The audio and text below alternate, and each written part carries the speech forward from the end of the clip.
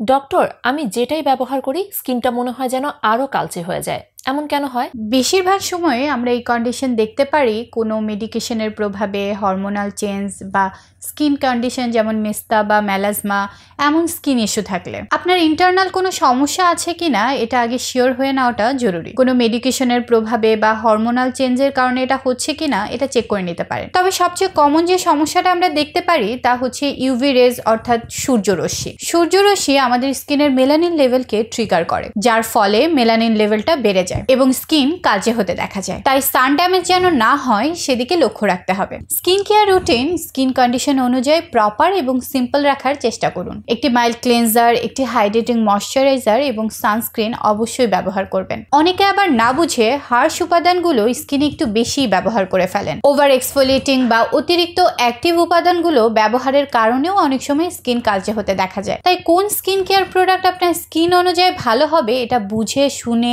Proper নিয়মে ব্যবহার করার চেষ্টা করুন।